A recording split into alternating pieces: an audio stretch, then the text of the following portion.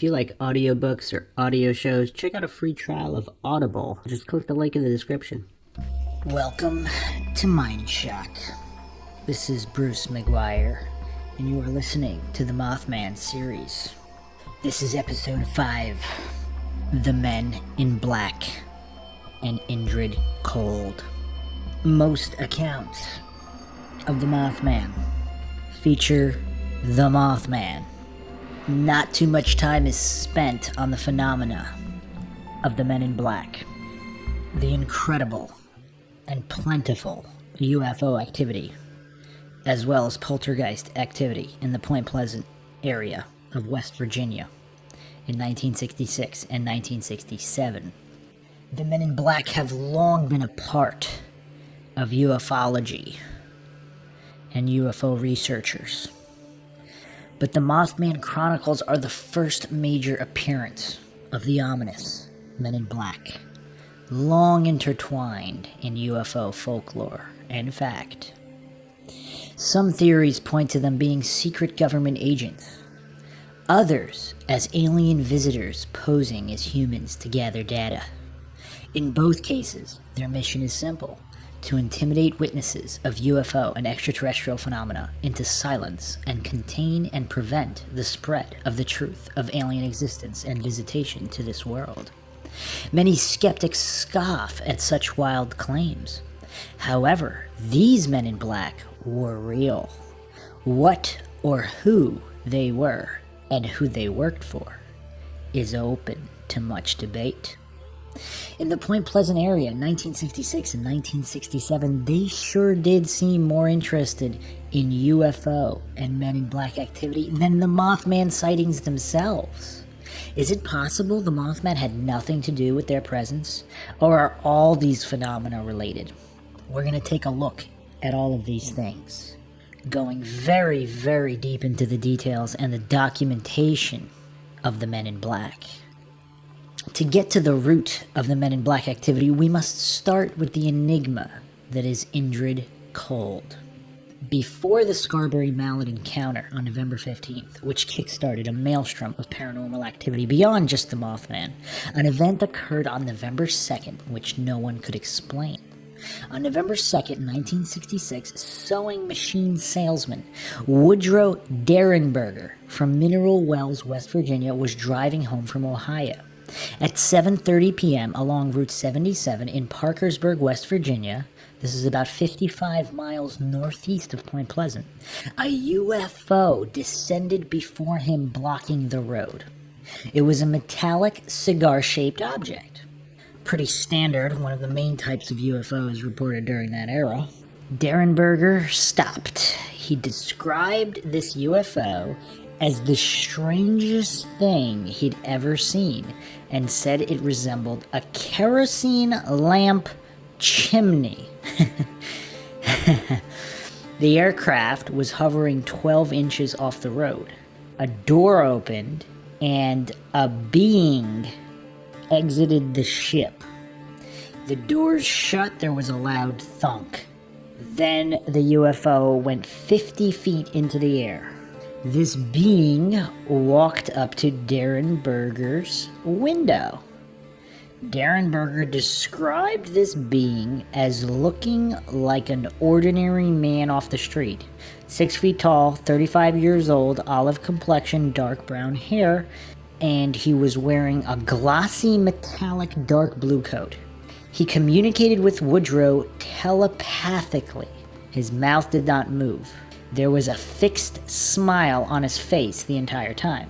The man looked through the truck window and telepathically told Derenberger to roll down your window. I want to talk to you. The man called himself Indrid Cold. He let Woodrow know that he meant him no harm. The following day, when he was interviewed live on TV, from the media frenzy that followed this alien being in a UFO just landing in the middle of a road, Derenberger said, I was very frightened, and as far as I can understand, this was all mental. There were not spoken words from him. I knew what he was asking me, but yet he stood there and his mouth did not move. He had a smile on his face. He appeared very courteous and friendly. So they spoke telepathically for about 10 minutes. Indrid Cold told him, "We eat, we breathe, we sleep, we bleed even as you do." Then he said, "We will see you again." And he left to the UFO. Darren Berger reported to the police. The Parkersburg police took his encounter as completely credible. On the following day, on November 3rd, he was interviewed by the state police, the Wood County Airport, the city police, and representatives from Dayton, Ohio Air Force Base. To corroborate Woodrow Derenberger's story, several people came forward. An elderly gentleman claimed he saw someone matching the description of Indrid Cold on Route 77 trying to flag him down. This man was too afraid to stop and did not. Other people in the area saw the lights from the UFO on the road at the same time that Derenberger claimed to have this encounter. And these witnesses also saw Woodrow Derenberger stopped on the highway talking to a man, and they also saw the UFO. And reports from all over the area started coming in about lights in the sky from farther away. So this was just several weeks of media frenzy over this. Now, this is the main part of the story that people know about.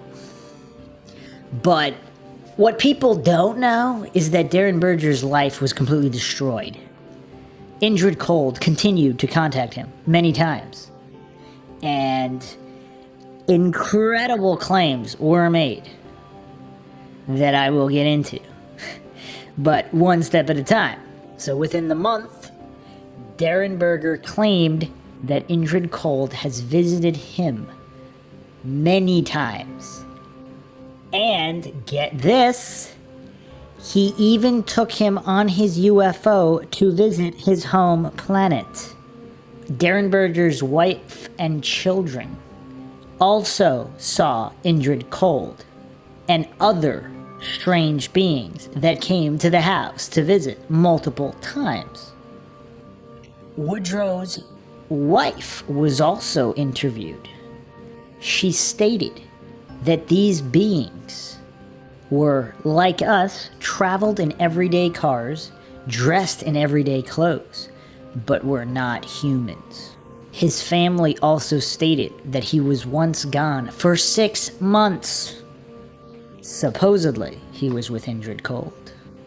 Derenberger also suffered from horrible headaches that he said were a side effect of Indrid Cold's mental communications. His house and phone was also plagued with strange activity. Phone calls from unknown origins would be received, threats made to stop speaking about his experiences. Other times, just random beeps and electronic hums, which we'll get into later. Many people supposedly reported those, and it is not unique to the UFO phenomenon at all. So, the Derenberger family obviously changed their phone number. It was unlisted. None of us would be surprised to find that all of the phone calls continued. These are just such extreme claims. But the weird thing is that there's substantial corroboration every step of the way. And there's more to come. More to come. The Derenberger house became a tourist attraction, not unlike the TNT area, where everybody wanted to see Indrid Cold. And Bogle Ridge is an area where Derenberger said that he met Indrid Cold on several occasions, and Indrid would take him on the spaceship there. So, again, there's some corroboration. Witnesses that lived in the area reported UFO activities and spaceships landing at Bogle Ridge. Other witnesses, 2 men that were actually armed, were hiding in the woods by Darren Berger's house. They saw a black Volkswagen pull up. A strange man, obviously wearing a black suit, tan skin, came out and talked to Woodrow Derenberger. The hunters were disappointed, so they waited longer, but nothing happened. So here's what's weird. So Derenberger claimed he didn't know anything about the men in black. So this was a man in black. This was not Indrid Cold. So after this incident, he became aware, because there were other men in black sightings as well all over the area, and he stated that he was very frightened by them. So with all of this madness going on, Derenberger actually went to a psychiatrist, because I guess he thought he was going crazy or whatnot. So they said there's absolutely nothing wrong with him. So all the tests were fine. Psychiatrists examined him. Medical professionals and doctors examined him. And there was no problem. Now, here's where it gets really, really bizarre. There's more corroboration of this insanity. His doctor said he was contacted the following month, so this was in December, by a strange man calling himself Indrid Cold. And he received these strange messages telepathically. So this is really a unique case, the Woodrow Derenberger case. Like, how often is a UFO contactee have his story corroborated by this many people? It's just absolutely insane. It's unbelievable. Now, interestingly enough, we'll get into John Keel and the UFO activity in the next episode. But Keel has some very interesting theories on what is going on, and it might not be actual extraterrestrial activity. It's something else, and his theories are really good. But to continue with our man Woodrow here. In 1971, a book was published, Visitors from Lanulos. And this was Woodrow Derenberger's accounts of all of this. And his experience, his full experiences with Indrid Cold. The foreword, written October 12, 1968, was by John Keel. This is what he said. There are many who will scoff at this book and reject it entirely. Woodrow Derenberger will be called a liar, a psychopath, and many other unpleasant things. He has already suffered considerable ridicule and condemnation, even from those who believe in flying saucers, but do not wish to believe that someone is actually riding around in them. I cannot endorse his story, but I do feel I know the man well enough to give him a character reference.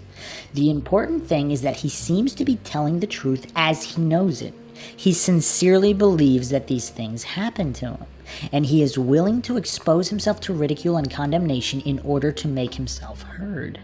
I have talked to contactee claimants who are doctors, lawyers, newspapermen, police officers, and pilots. Woody has a lot of company. Sane, reputable people. Perhaps we are the ones who have been insane for ignoring them for so long. Strange, unbelievable things are now happening to people all over the world. By listening to the handful of courageous ones, like Woodrow Derenberger, we may at least gain some real insight into what is really behind the UFO phenomenon. I'm not asking you to believe any of it, but I am asking you to listen what he has to say. Incredible though it may seem, it is very possible that these very same things could happen to you tomorrow. So this is ufologist John Keel, very famous, and instead of taking the position of Woodrow Derenberger's accounts being completely legitimate, like these are the greatest accounts ever, this proves extraterrestrial visitation and UFOs, he does not take that position. So clearly he believes there's something else going on, and like I said, we'll get into it in the next episode. But it's very interesting, and he sincerely believes, Woodrow believes every word he's saying. Which is actually a reasonable position to take, because why would this guy with a wife and kids, a family, a career, why would he make this up and ruin his whole life and just run with it? unless he's completely mentally insane, which, according to the professionals, he wasn't. Obviously, he could still be. It could be a different kind of insanity they had never diagnosed before, but generally, completely insane people that are way off the rails, it shouldn't be that hard to diagnose them as completely insane. So, it's just a very bizarre case.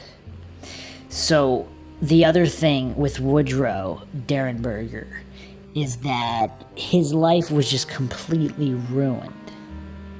So, years of phone calls, losing his jobs, losing all his friends, people trespassing on his property non-stop trying to get a glimpse of injured cold or a UFO, and just the ridicule that came with all these years of recounting his experiences, and then the debilitating headaches and severe depression because of all this.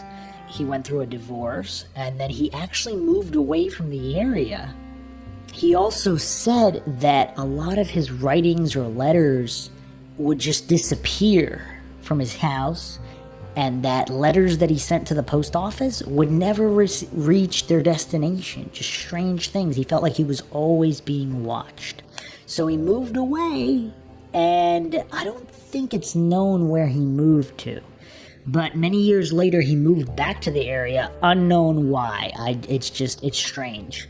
And he died in 1990, age 74.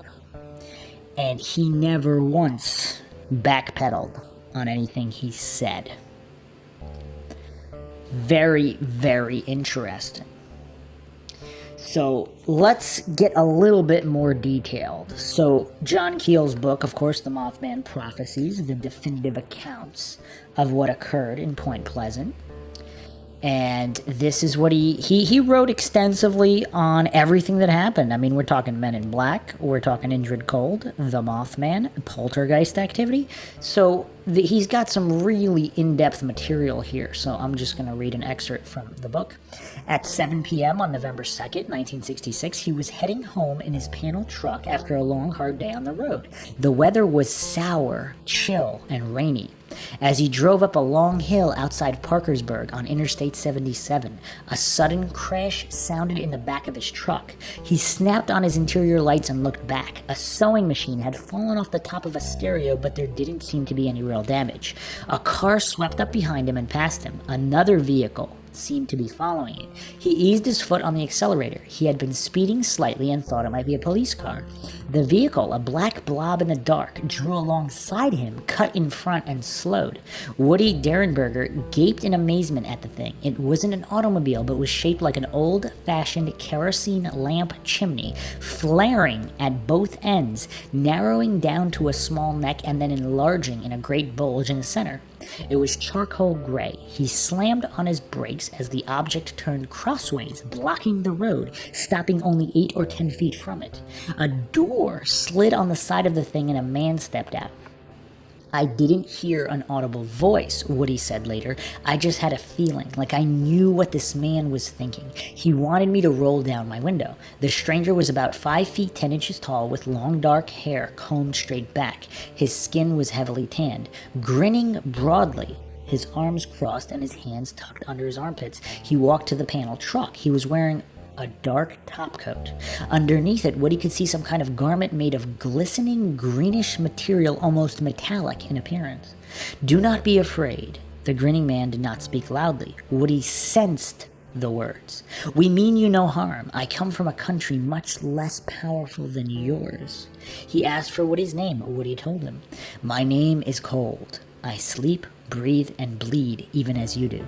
Mr. Cold nodded toward the lights of Parkersburg in the distance and asked what kind of place it was. Woody tried to explain it was a center for business and homes, a city. In his world, Cold explained, such places were called gatherings. While the telepathic conversation was taking place, the chimney-shaped object ascended and hovered some 40 or 50 feet above the road. Other cars came along the road and passed them. Cold told Woody to report the encounter to the authorities, promising to come forward at a later date to confirm it. After a few minutes of aimless generalities, Cold announced he would meet Woody again soon. The object descended, the door opened, Cold entered it, and it rose quickly and silently into the night. When he got home, Derenberger was in a very distraught state. His wife urged him to call the Parkersburg police. They seemed to accept his story without question and asked if he needed a doctor. The next day he was questioned at length by the city and state police. The story appeared in the local press and on radio and television. People who had driven that same route the night before came forward to confirm that they had seen a man speaking to the driver of a panel truck stopped on the highway. Mrs. Frank Huggins and her 2 children had reportedly stopped their own car and watched the object soar low over the highway minutes after Woody watched it depart. Another young man said the object had frightened him out of his wits when it hovered over his car and flashed a powerful blinding light on him. Woodrow Derenberger became a super celebrity. Crowds of people gathered at his farm every night hoping to glimpse a spaceship. His phone rang day and night. He switched to an enlisted number, but within a short time the calls began again. Crank calls threatening him if he didn't shut up. Calls that consisted of nothing except eerie electronic sounds and code-like beeps. Mr. Cold kept his promise. He returned. On November 4th, Derenberger was riding with a co-worker on Route 7 outside Parkersburg when he felt a tingling sensation in his forehead. Then thoughts from Mr. Cold began to spring full-blown into his mind. Cold explained that he was from the planet Lanulos, which was in the galaxy of Ganymede. Lanulos, he said, was very like the Earth, with flora, fauna, and seasons. He was married to a lady named Kimmy and had 2 sons. Folks on Lanulos had a life expectancy of 125 to 175 Earth years. Naturally, there was no war, poverty, hunger, or misery on Lanulos.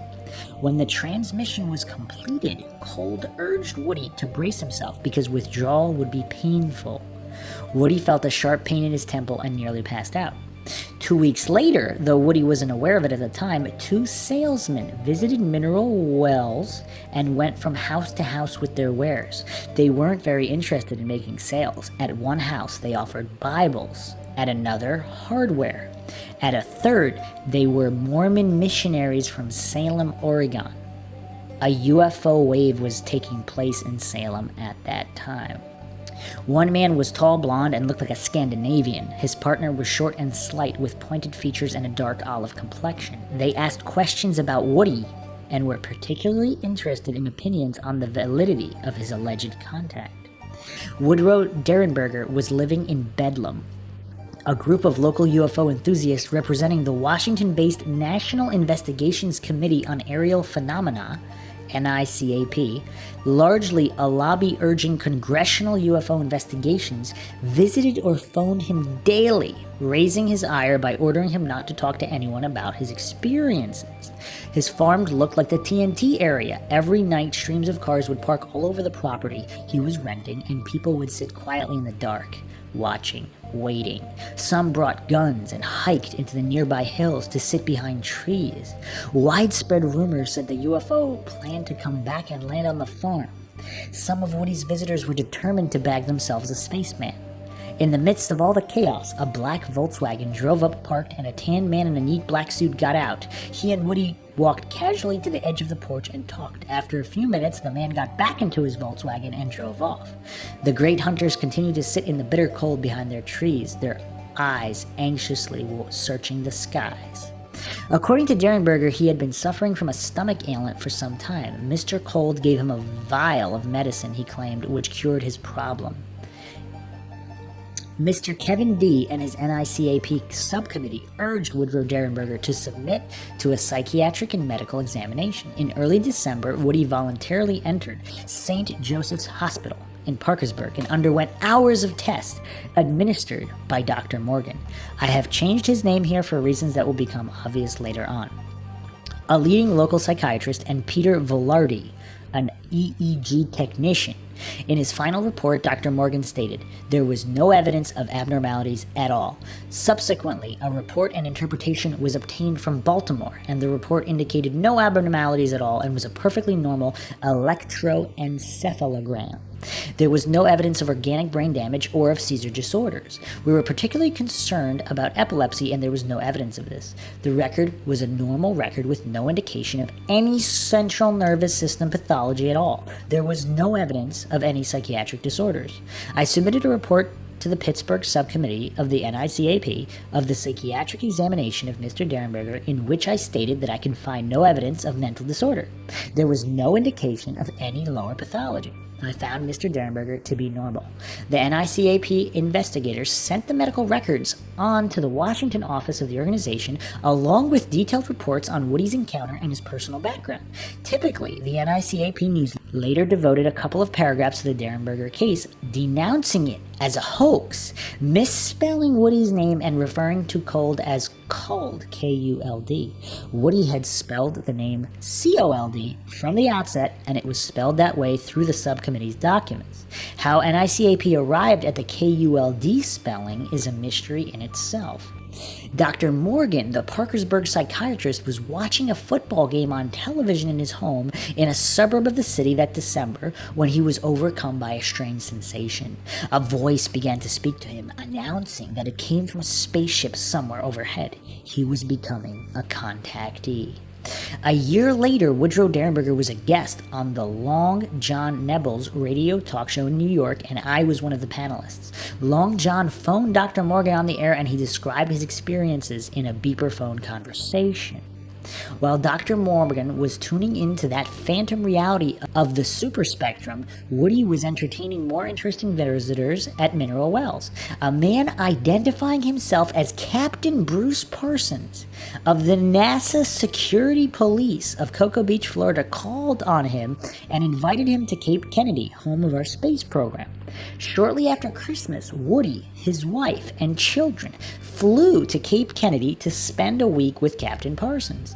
By day, they toured the great rocket launching installation. But each evening, Woody was taken to a room somewhere on the Cape where he was questioned for hours, covering every detail of his visits with Indrid Cold. One of his questioners was a man identified as the head of NASA and simply called Charlie. Asterisk, the head of NASA at that time was Dr. Thomas O. Paine. Common sense is not so common, huh? According to Woody, at the end of the week, his interrogators showed him a star map and pointed to a speck on it, telling him that's where they're from. They said they had interviewed several other contactees, all with stories similar to his own. When he asked why they didn't release their UFO information to the public, they allegedly replied that it would only cause panic. Women would commit suicide, throw babies out the window, and this kind of panic could sweep the world, they said. Derenberger brought home a flock of souvenirs as proof of his trips. Photographs and even a scrap of the material used in our astronauts' spacesuit.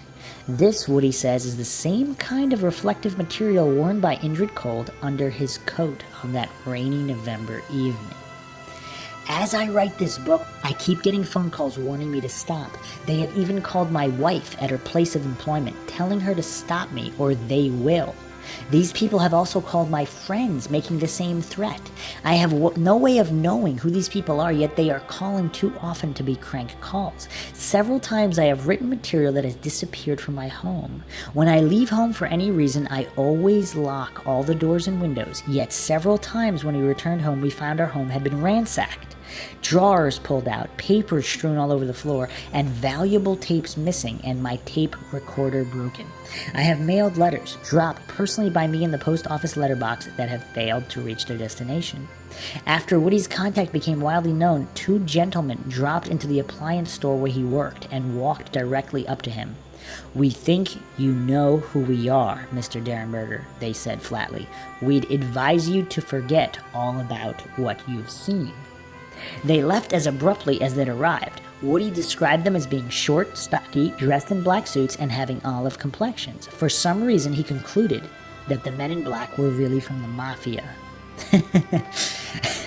No matter where he moved, and he moved several times in 1967, the phone pranksters and black Cadillacs managed to find him, he claims. Meanwhile, his pretty young wife and their two children also met Indrid Cold and his colleagues from the planet Lenulos. Mrs. Derenberger was frightened of them and felt they were engaged in something evil. They were just like us, she told me, traveled about in ordinary vehicles and were probably infiltrating the human race in large numbers. Woodrow Derenberger's story troubled me from the outset, and for many reasons. It did not fit the mold of the usual UFO contact tale. While the telepathy element was common enough, the total physicality of his experience seemed too real. They defied easy classification and would not fit into any of the pigeonholes I had constructed.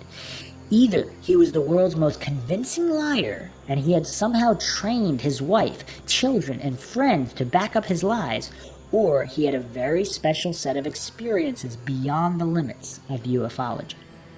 By March 1967, the crowds had given up in discouragement, and Mr. Cold was able to safely land his spaceship on Woody's farm. Woody went aboard, according to his story, and took a flight all the way to Brazil and back. The interior of the spaceship was disappointingly normal, with bunks and equipment of obvious terrestrial manufacture. Later that year, Derenberger would be flown to Lanulos, a pleasant little planet where the people ran around nearly nude. Most contactees who have claimed to have visited other planets, and there are many, usually described a futuristic world. There was something mundane about Woody's description of that nudist colony in outer space. Too mundane. In his later adventures, Woody usually met the spaceships in some isolated spot, often near a highway under construction, a seemingly trivial detail, yet one that is most significant. Cold or one of his partners would pick Woody up in a Volkswagen and drive him to the rendezvous point. His world was now thickly populated with space people named Kemi, Clinell, Demo, Ardo, Kletaw, etc. They assumed real personalities and were very real to him. But I knew that in most UFO contacts the entity used names adopted from ancient Greek and from mythology, so I was puzzled by these fairy names. However, many of Woody's experiences had definite fairy tale overtones, and two of his friends had a classic fairy experience. A young man named Jim Hackett and his cousin Daria Sartor were out skywatching at a place called Bogle Ridge one night when they saw a group of red, green, and white lights descend from the sky and drop into a gully close to their position. A moment later there was a bright flash and Jim felt his face tingling like a mild electric shock. Then he heard voices outside the car, voices which Daria could not hear. Suddenly there was a sharp rap on the window, causing the pair to jump with alarm. A man holding some kind of red light stood outside the car, and Racket received a mental message to get out of the car. "Is she your wife?" the man asked. "No, she's my cousin." The man told him to tell Daria to stay in the car. Then he led the young Hackett off into the darkness. When he returned, his shoes, socks, and watch were missing. He said the man had taken them. It had been raining and the ground was muddy, so his shoes had been coated with mud and water.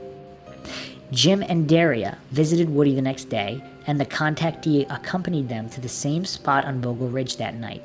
Indrid Cold, Carl Ardo, and Demo Hassan were waiting for them. Woody explained what had happened, and the spaceman said Hackett had encountered humanoids who were no good thieves. He was lucky he had lost only his shoes, socks, and watch, but they would run the culprits down and recover the items they promised. The next morning, when Jim stepped out his door to pick up his morning paper, he was surprised to find his shoes, now neatly shined, sitting on the step with the laundered socks and the watch inside. The contactee lore is filled with silly episodes like this. The entities serve as good guys and bad guys alternately. Phantom muggers can materialize out of the darkness and attack the contactee with baseball bats, only to be thwarted by the sudden arrival of the good guys who beat them up and cart off their carcasses, and the baseball bats and any other evidence. Many of our black-suited silencers are engaged in similar games. Woodrow Derenberger regarded the UFO-nauts as time travelers. He noted some interesting distortions of time during his jaunts to the far-off galaxy of Ganymede. Actually, Ganymede is the name of one of Jupiter's moons. Very interesting. When he went off on a trip with Indrid Cold, a trip that seemed to take hours or days, he always found on his return that only a few hours of Earth time had passed. He rejected the notion that he may have hallucinated his interstellar voyages, so time traveling was the only answer acceptable to him. In many of the cases outlined here, I have pointed out the entity's obsession with time. Their behavior as described by various witnesses further suggests their problems in adjusting to our time frame. For example, their rapid-fire, unintelligible language, noted by witnesses all over the world as sounding like a speeded-up phonograph record, could be caused by their failure to adjust to our time cycle when they enter our space-time continuum. They are talking at a faster rate because their time is different from ours. When they manage to adjust, they have to forcibly slow themselves down, articulating their words slowly in a sing-song manner. For high-speed radio transmissions, we record signals at normal speed, then broadcast the tape at a very high speed. The receiver records it at the same high speed and then slows the tape down again to play it back. Our entities are like those radio receivers, playing back the messages at slow speeds until they hit upon a speed we can interpret. The entities also foul up in other ways. They arrive in clothes that are out of style or not yet in style. Their vehicles are out of date. If they use slang, they come up with archaic terms like 23 skidoo or hubba hubba. The poor bastards not only fail to understand who or what they are, but also where they are or what time period they're in. Some of these mistakes seem intentional and have some allegorical purpose, but others seem to be just mistakes. This brings us to one of the most puzzling contact stories in my file. At 1:15 a.m. on the morning of Sunday, December 10th, 1967, a young college student from Adelphi, Maryland was driving home alone outside of Washington, D.C. As he was crossing the then partially completed cutoff on Interstate 70, leading from Route 40 to Route 29, he saw a large object on the road directly ahead. At first, he thought it was a tractor-trailer jackknifed across the road. Then he realized it was a bone-white reflective object shaped like an egg and standing on 4 legs. As he pulled to a stop a few feet from the object, he could make out 2 figures standing next to the thing. Their appearance terrified him. One of the men walked to his car with a broad grin on his face. He was about 5'10", wore light blue coveralls, thick-soled boots or shoes, and he had a ruddy or suntan complexion with large eyes, like thyroid eyes. The grin remained fixed on his face throughout the episode. "Do not be afraid of me," he said several times in an audible voice. His name, he said, was Vadig. He spoke with Tom, the witness, for several minutes, asking ordinary questions about where he was from, where he was going, what he did, etc. Finally, he said, "I'll see you in time," and walked back to the object. A small door opened and a metal ladder folded down. A hand reached out and helped Vadig on board. Then the thing rose silently into the air and disappeared. Tom told his 3 roommates about the encounter, but they didn't take him seriously, so he didn't mention it to anyone else. Tom was working his way through school by serving as a waiter part-time in a chain of restaurants in the D.C. area. He had not mentioned this to Vadig, but one Sunday night in early February 1968, Vadig entered the restaurant where he was working and sat at one of his tables. Vadig was now wearing a conventional suit with a black outer coat. "Do you remember me?" Vadig asked. "I sure do," Tom answered, very surprised. They exchanged a few words, and Tom brought him a cup of coffee. "My presence here would be detrimental to the family trade," Vadig said at one point with a chuckle. He asked Tom if he would be willing to meet with him the following Sunday. Tom agreed, and Vadig left the restaurant. "I'll see you in time," he promised. After work the next Sunday, a waitress drove Tom home and dropped him off. As she pulled away, a big black car with its lights out glided from the shadows and halted at the curb. Mr. Vadig called out to Tom. Another man was in the car. Tom later recalled only that he wore a gray coat, had black hair, and never spoke. Tom got into the car. It was a very old Buick, he reported, but it was very well kept. It looked brand new. It even smelled brand new. They drove for about 30 minutes to a remote spot on a back road in Maryland. When Tom got out of the car, he was astonished to see the egg-shaped object waiting for them. He was put into a circular room containing nothing but a couple of bucket seats and a gray TV screen. Vadig and his companion disappeared into another part of the ship. After a few minutes, the TV screen came alive, the object shuddered, and Tom watched the image of the Earth receding to a tiny speck on the screen. 3 or 4 hours passed. He was still dressed in his waiter's uniform and did not have a watch, but it seemed like hours before another planet appeared on the screen, grew larger, and then the craft landed with a thump. The young waiter found himself in a place not too unlike Earth. He and Vadig got into a wheelless vehicle that traveled along a kind of trough. This is Lanulos, Vadig announced with pride in his voice. He repeated the name several times so it would stick in Tom's memory. Their vehicle traveled through a large city with low flat buildings and signs written in some kind of oriental-looking characters. The people, male and female, were all nude. There were some real lookers there too, Tom commented. After the tour, they returned to the egg-shaped craft and took off again. Tom sat alone in the same circular room watching the television screen for hours. Finally, they arrived back on Earth at the same place from which they had left. Tom, Vadig, and the silent man returned to the old Buick and drove for about 30 minutes until they reached his apartment house. "I'll see you in time," Vadig declared, and then the car drove off. Tom ran into his apartment, determined to wake up his roommates and tell them of his adventure. He found they were sitting up waiting for him, but what amazed him most was the clock on the wall. The waitress had dropped him off around midnight. Now it was only 1:30 a.m. The whole trip, including the 30-minute rides to and from the UFO, had taken less than 2 hours. His excitement and bewilderment were real, and his roommates took him seriously this time. A month later, Woodrow Derenberger visited Washington and appeared on a number of talk shows. Tom was sleeping when one of his roommates burst into his bedroom exclaiming, "Tom, there's a guy on the radio talking about Lanulos." All four were flabbergasted to hear Woody describe experiences very similar to Tom's. They called the radio station and talked to him after the program. By sheer coincidence, I was in Washington at the time and agreed to go with Woody when he interviewed the young man, but I sternly warned Derenberger and his wife not to ask any leading questions. Naturally, I suspected the whole thing was some kind of a put-on. Either Tom and Woody were in cahoots, or Tom, who was a psychology major, was working on a paper about the gullible UFO buffs, I thought. Man, John Keel's a smart guy, huh? It quickly became apparent that Tom and his roommates were quite sincere. They were too involved in their studies to read UFO literature, and in any case, some of the details in Tom's story could not be found in any of the superficial UFO lore. I finally had to conclude Tom was on the level. He was not looking for publicity, and I decided I would not write up his story. However, Woody told others about him. I think even Woody was surprised by such direct confirmation of his own experiences. And some Washington UFO enthusiasts convinced Tom he should reveal his adventure to the world. 2 years later, he lectured before a UFO club and appeared on Long John's radio program in New York. Since he had chosen to come out publicly, I finally devoted a paragraph to him in one of my books. After the book was published, Tom wrote me an angry letter. Ever since those appearances, I have been pestered and plagued by a horde of kooks. They write, they call, write, stop to visit, etc. They drove me crazy. Some of my very close friends began to advise me of the dangers to my reputation that these types of individuals were posing. I decided to tell them all once and for all that I desired no more public contact.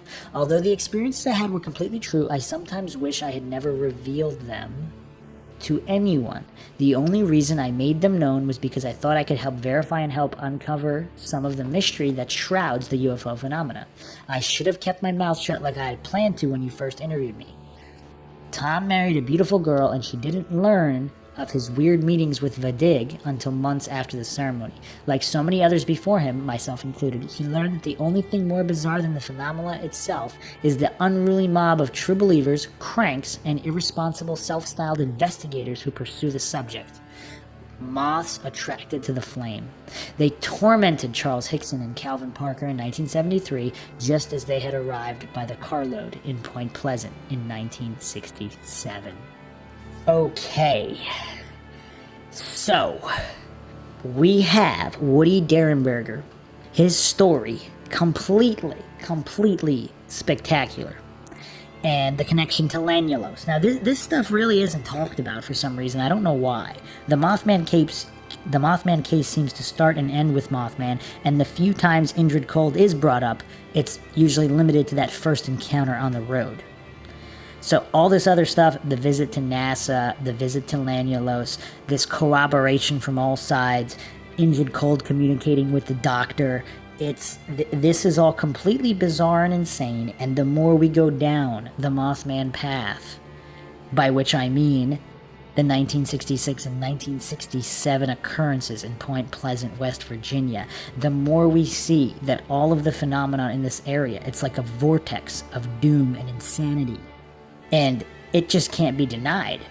All the people that say, "Oh, Mothman, that was just a sandhill crane. That was just an owl. That's the end of that. We don't need to talk about it."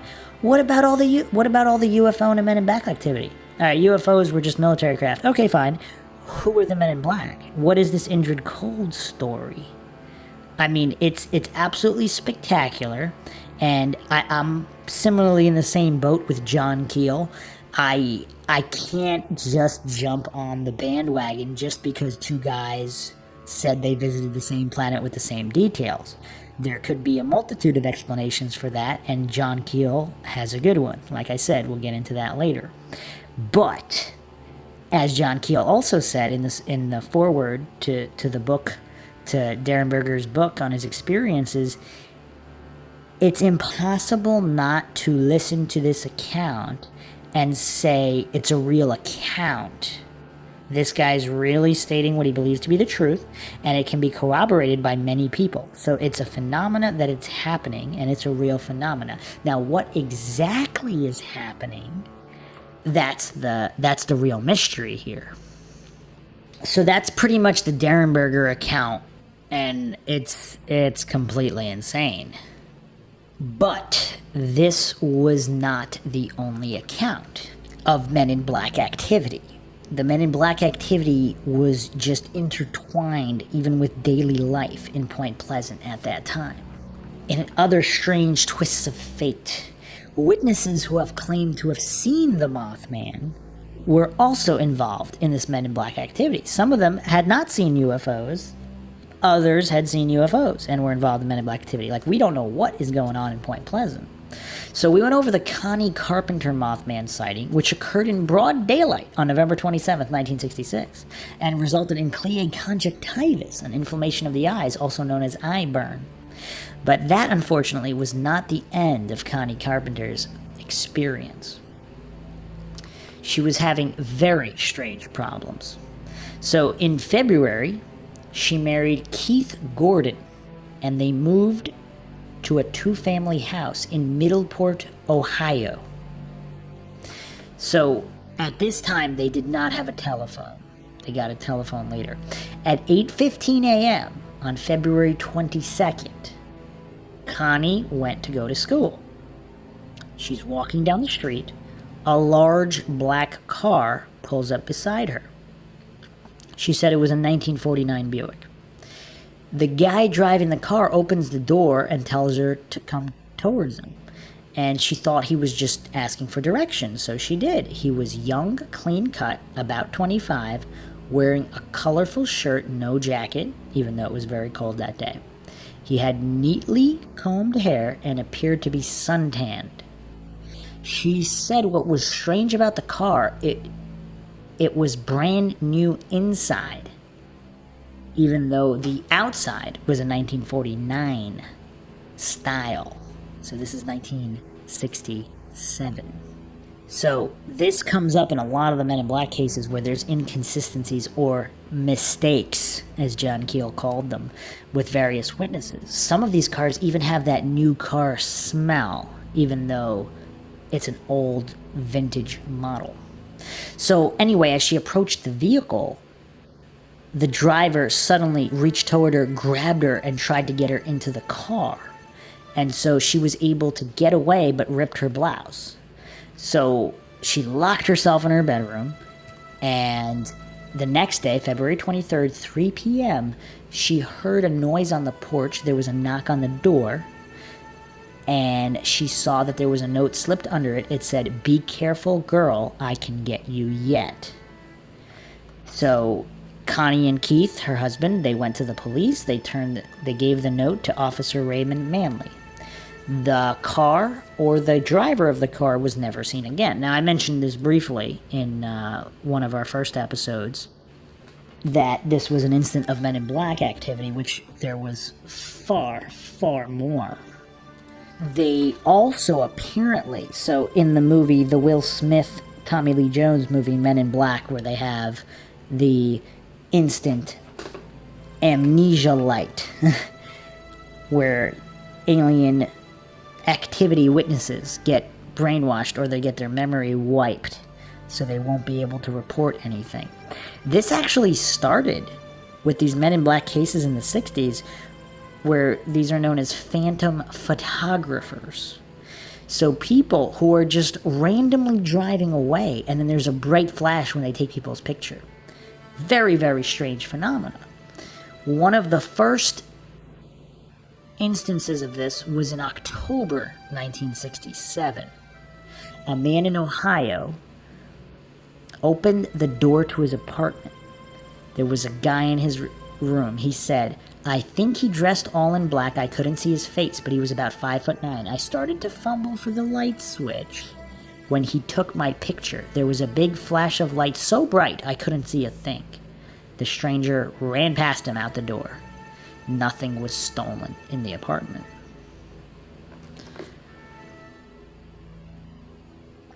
And so apparently they all drove in black Cadillacs. Now we will see this recurring theme of their car of choice and how their car of choice changed.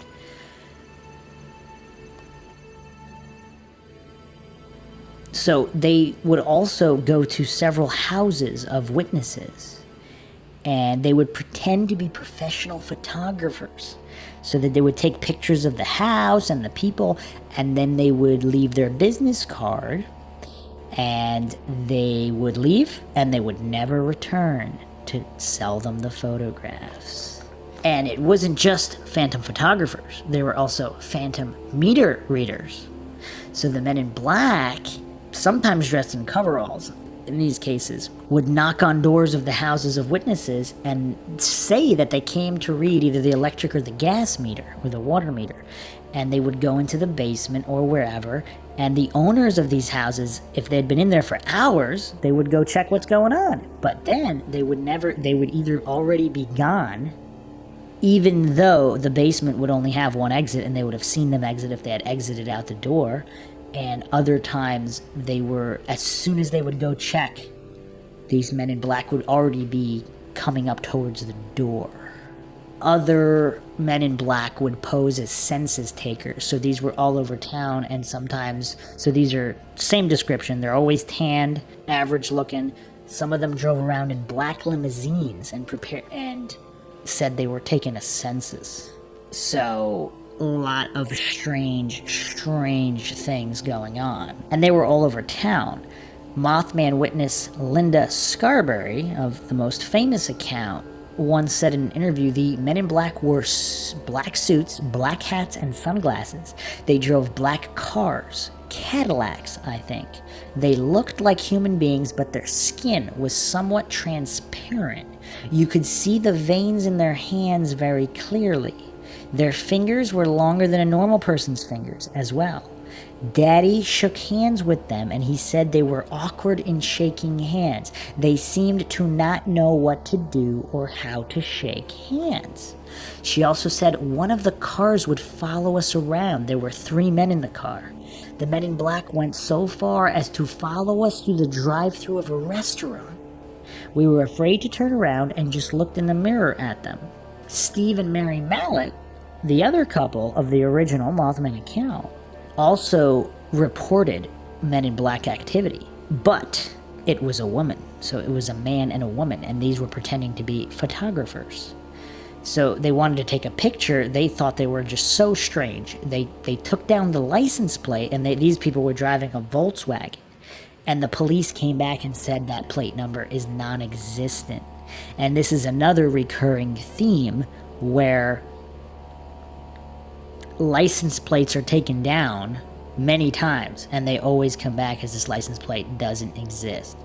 And then we have, of course, Faye DeWitt, and this was another famous account. This was the Faye DeWitt account, which was Faye was 13 years old, and their account was the 50-mile-per-hour account, where she got a really good look at the creature. They went back to try to look at it again in the TNT area. She went with her brother, a few days afterwards, and they claimed that the men in black had blocked off the area this night. So Marcella Bennett also had a men in black encounter. Now, Marcella Bennett is the one who encountered the Mothman with her brother Raymond Wamsley. And she was with her 2-year-old daughter when she fell, and this was she described the Mothman as a feathery creature without the glowing red eyes. So she had a men in black encounter as well. Her and her daughter Tina were driving outside of Point Pleasant. A red Ford Galaxy was following her. So we do have variations in vehicles from time to time. Most of the cases have, the black Cadillac or a Volkswagen, but here we see it was a Ford Galaxy. She said the driver appeared to be wearing a bushy wig. Also a strange and unusual detail. So she slowed down trying to get the vehicle to pass her, but it tried to force her off the road. So then she tried to speed away, but the Ford increased its speed, moving around her and parked sideways in front of her, blocking her off. So she told her daughter to hold on, and she floored it. And the driver got scared and let her pass. She never saw him before or after again. So I mean, I don't know what is going on in Point Pleasant. Like, why would people lie about something like that? Like, okay, if they're jumping on the Mothman bandwagon, they're gonna, like, at the time the Men in Black claims were coming in, like, this isn't even a normal claim. And of course, her encounter wasn't quite a typical encounter either, because she didn't see the red eyes. Just really, really strange stuff. But let's get into Mary Hyre now. So Mary Hyre, of course, the most famous journalist of the case, she wrote extensively, not just about the Mothman, but about the UFO activity. And she had some of the most terrifying encounters with the Men in Black. So in January 1967, she was late. It was really late, and she was in her office. So her office is right across from the county courthouse. So we're not talking the middle of nowhere here. So this is right in the middle of town, right across from the courthouse. And this was when a man in black entered the office. So slight variation as well. She described him as short, only about 4.5 feet tall, and he had strange, dark, deep-set eyes, wearing glasses with thick lenses. He was also wearing odd-looking shoes with very thick soles, about 1 inch or 2. He had long black hair cut like a bowl cut, and he spoke in a strange, halted voice. He asked for directions to Welsh, West Virginia, and kept inching closer to her as they were talking, and he was looking at her hypnotically. Mary Hyre was so scared that she got the newspaper manager to come into the office, and they spoke to this man in black together. When she answered the phone at one point, the man picked up a ballpoint pen from the desk. He looked at it in amazement as if he had never seen one before. Then he grabbed the pen, laughed loudly, and ran out of the building. Bizarre. On May 5th, 1967, she saw the same odd man, but he was wearing a khaki-colored uniform now.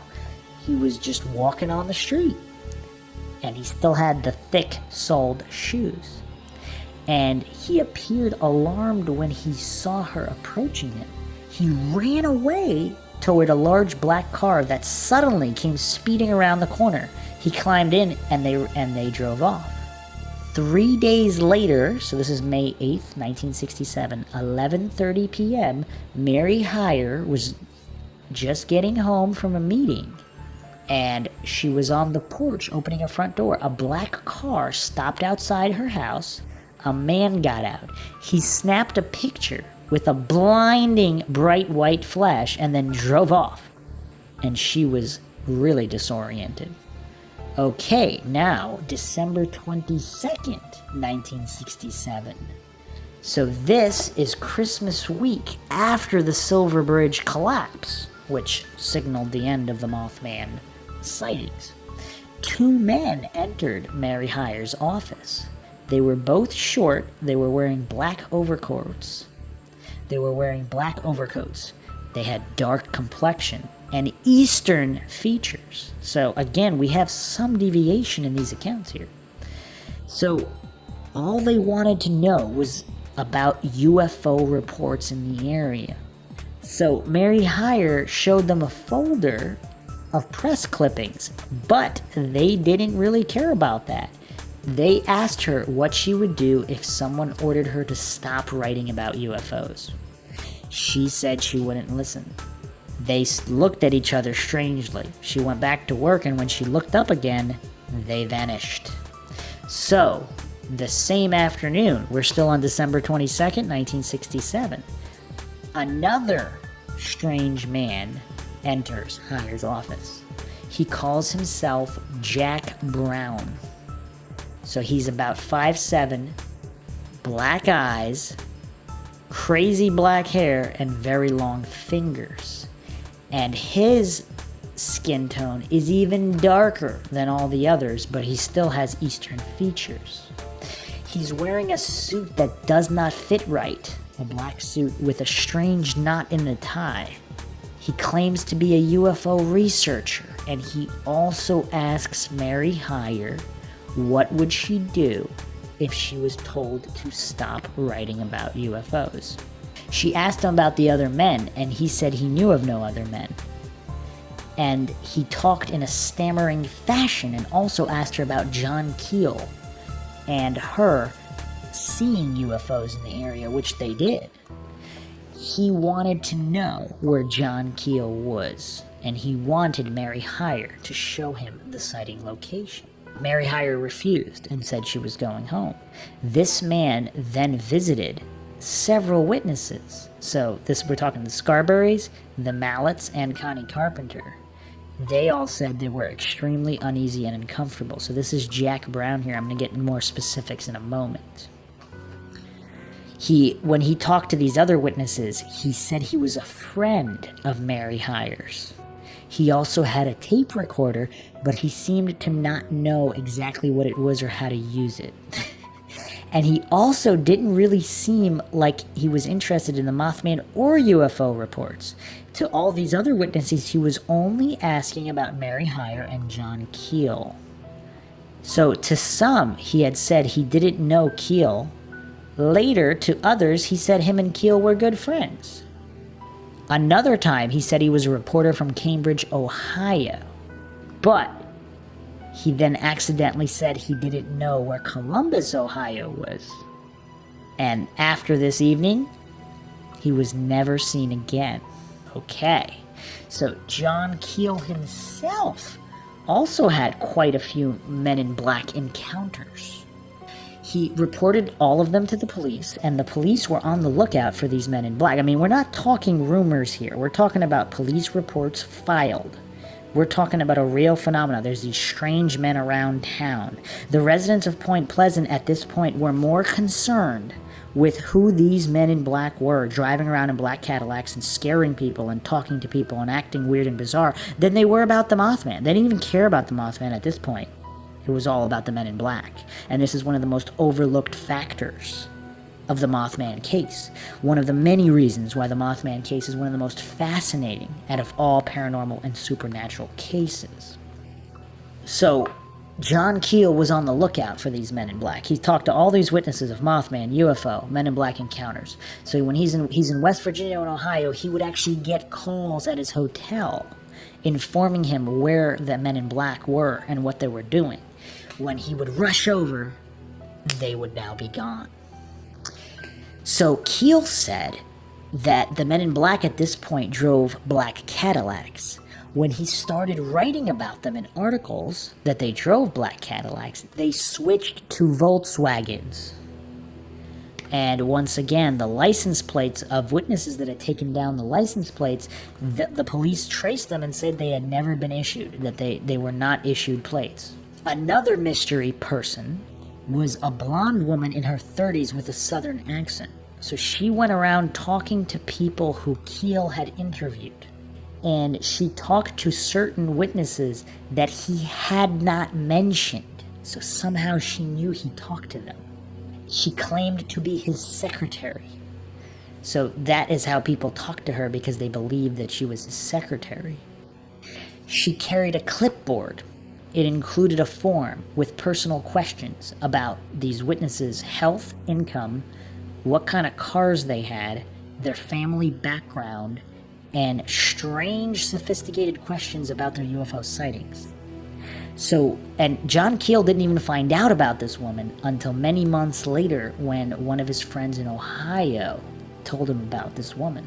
In the spring, in New York City, John Keel and a female friend, they were walking along 42nd and 3rd Avenue when a stranger with a pointed face suddenly took a photo of them and ran away. This man was also wearing a sports jacket and slacks that did not fit him. So it's just a widespread Men in Black whirlwind of activity.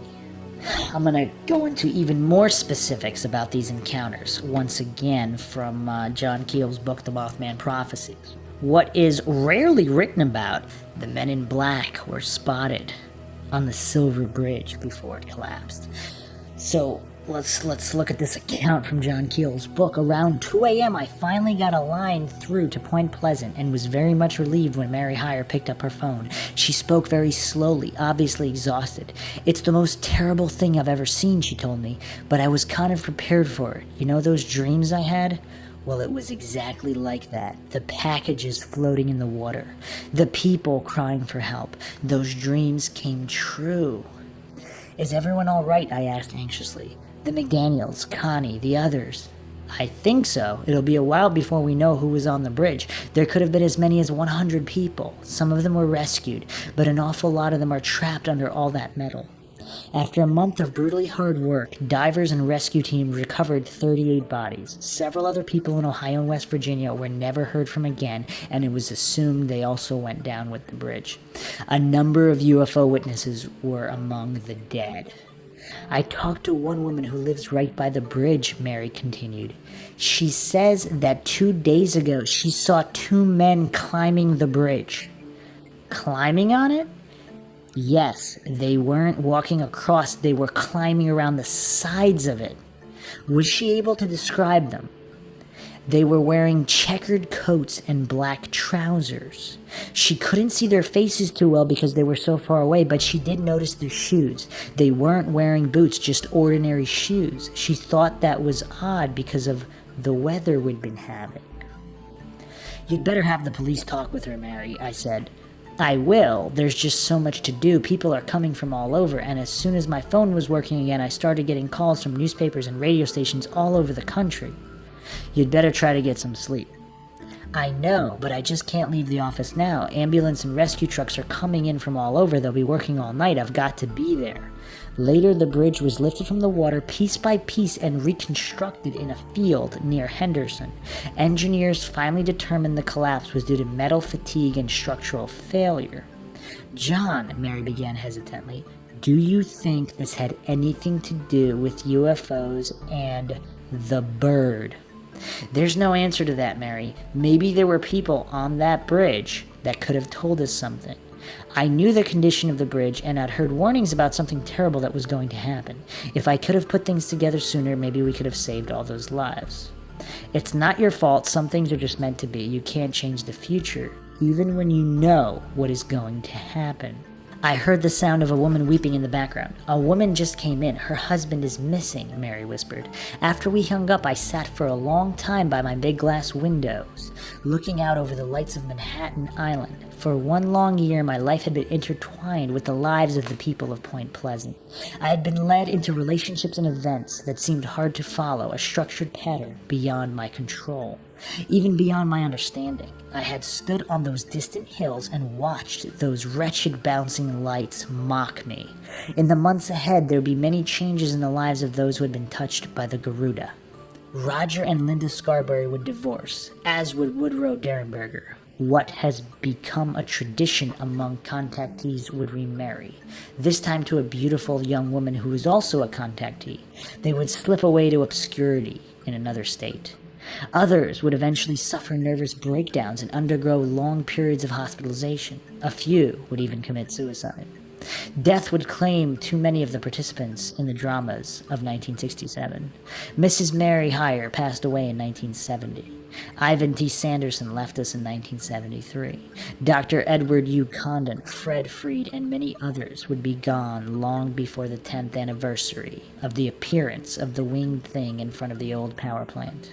Some of the people who viewed the tall, hairy, red-eyed monsters died within 6 months. So, that is also not talked about. So, of course, there was that account of the Mothman being sighted on the bridge, but what about these men in black, if they were indeed the men in black, climbing around the side of the bridge? Like, what is this madness? This is madness. Who's responsible for the bridge? And we still didn't even get to the poltergeist activity, the premonitions of the people of the bridge collapse itself. What does this have to do with the Mothman? What does this have to do with the men in black? There's so many unanswered questions, and we have to go through all the details to see if we can find the answers. Now, there have been quite a few other cases of the men in black throughout the town. I'm going to go into deeper detail once again from John Keel's book, The Mothman Prophecies. While Mothman and Indrid Cold attracted all the publicity and turned everyone's eyes to the deep skies of night, the strange ones began to arrive in West Virginia. They trooped down from the hills, along the muddy back roads, up from the winding hollers, like an army of leprechauns seeking impoverished shoemakers. It was open season on the human race, and so the ancient processions of the damned march once more. A doctor and his wife, driving along a country road in a snowstorm, saw a huge caped figure of a man struggling through the snow, so they stopped to give him a ride. He vanished. There was nothing but whirling snowflakes and night where he had stood. Black limousines halted in front of the hill homes, and deeply tanned census takers inquired about the number of children living with the families. Always the children. In several instances, the occupants of the big black cars merely asked for a glass of water. The old fairy trick, taken up from the Middle Ages and dusted off.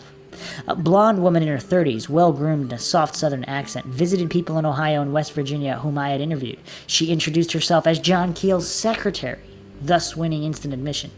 The clipboard she carried held a complicated form filled with personal questions about the witnesses' health, income, the type of cars they owned, their general family background, and some fairly sophisticated questions about the UFO sightings.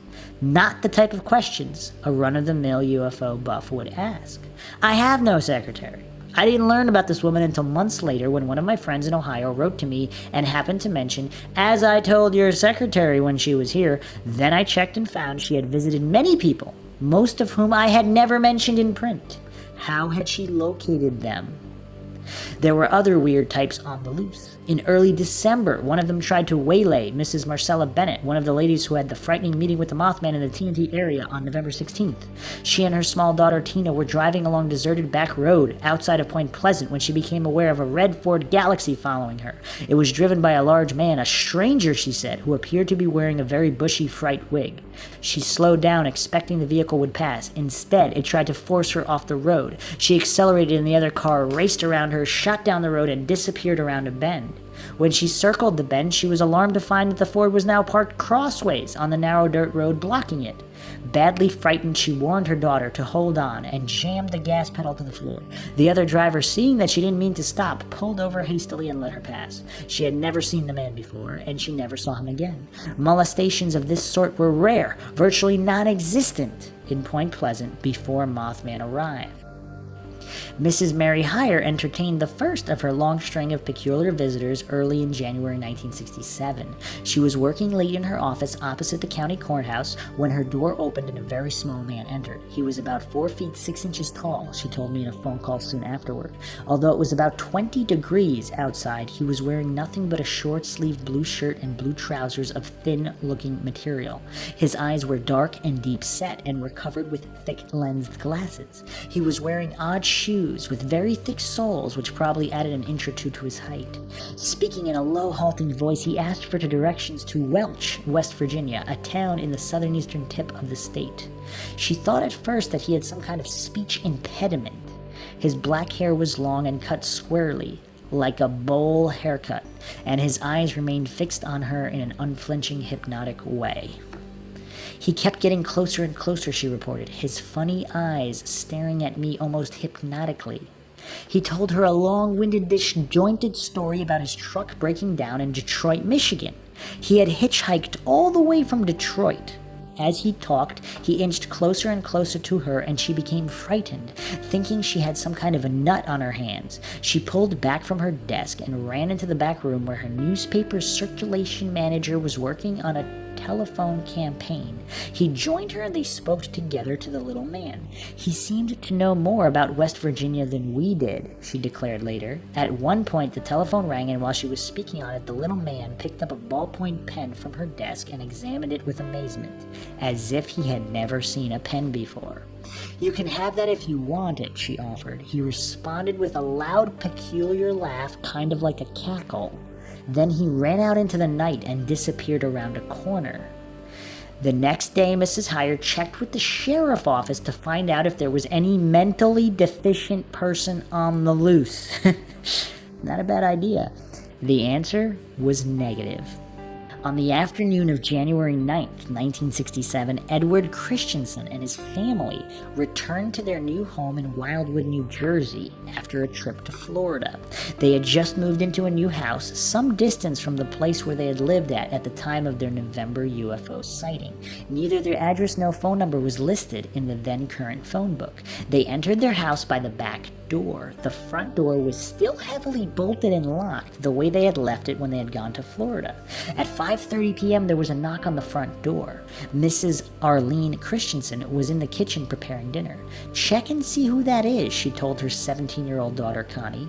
"It's a salesman. Don't answer." Connie took a peek and reported back, "It's the strangest looking man I've ever seen." Mrs. Christensen went to the door, unbolted and unlatched it. It was growing dark and it was bitter cold outside. There was no car in view, and this seemed peculiar because the Christensen home was removed from other houses in a rather isolated spot. A tall man stood on the doorstep. "Does Edward Christensen live here?" he asked. Arlene admitted he did. "I'm from the Missing Heirs Bureau," the man continued. "Mr. Christensen may have inherited a great deal of money. May I come in?" It was an approach that was hard to resist. She stepped back and invited him in, calling out to her husband. Edward Christensen is 6 feet 2 inches tall and heavyset. The stranger towered over him and must have been at least 6'6". He was also enormously broad and might have weighed at least 300 pounds. He wore a fur Russian-style hat with a black visor on it and a very long black coat that seemed to be made of thin material, too thin for the cold weather. "This will only take 40 minutes, he said as he removed his hat and revealed an unusual head, large and round, while his face seemed angular and pointed. He had black hair which was closely cropped to his head, as if his head had been shaved and the hair was just growing in again. There was a perfectly round spot on the back of his head, as if that area had recently been shaved. His nose and mouth seemed relatively normal, but his eyes were large, protruding, like thyroid eyes, and set wide apart. One eye appeared to have a cast, like a glass eye, and did not move in unison with its companion. Edward Christensen told him at the outset that a mistake had been made, that he could not believe that anyone had left him any money. The man assured him that he might indeed be the Edward Christensen he was seeking, and in order to verify it, he would like to ask some questions. He removed his coat. There was a badge on his shirt pocket, which he quickly covered with his hand and removed, placing it in his coat pocket. It looked like a gold or brass badge, Connie told me later, but it wasn't an ordinary police badge or anything like that. We just got a glimpse of it, but it seemed to have a big K on it with a small X alongside, and there were some letters or numbers around the edge. It was obvious he didn't want us to see it. He was not wearing a suit jacket. Underneath the thin outer coat, he was wearing a short-sleeved shirt made of a dacron-like material. His trousers were of a dark material, gray or black, and were a little too short. When he sat down, they rode high up on his calves. He wore dark socks and dark shoes with unusually thick rubber soles. Arlene and Connie were most fascinated by a strange feature on his leg. When he sat down, they could see a long, thick green wire attached to the inside of his leg. It came up out of his socks and disappeared under his trousers. At one point, it seemed to be indented into his leg and was covered by a large brown spot. Connie seemed to have studied him the most carefully and gave the best description. In many ways, this odd man shared the characteristics of Mary Hyer's tiny visitor of only a few days earlier. Mrs. Hyer said the little man had unusually pale skin, almost a sickly white. The Christiansons said their visitor had an unnatural pallor. They assumed he was sick. His speech was also strange, with a high, tinny voice that seemed especially peculiar coming from such a large man. He spoke in a dull, emotionless monotone, in clipped words and phrases, like a computer. Connie said that he sounded as if he were reciting everything from memory. Mrs. Hyer told me her tiny visitor had spoken in a hard-to-understand sing-song manner like a recording. Both men wore unusually thick rubber-soled shoes. Both were ill-dressed for the weather. Both had eccentric haircuts. Small points, perhaps, but significant in these cases. After the man had introduced himself, none of the family could remember his name. They said it all sounded something common like Brown or Smith, but they did remember that he said his friends called him Tiny. Because he's so big? I don't know. What kind of inside joke is that? The family dog Gigi snarled and barked at him. He spoke to the dog and calmed it.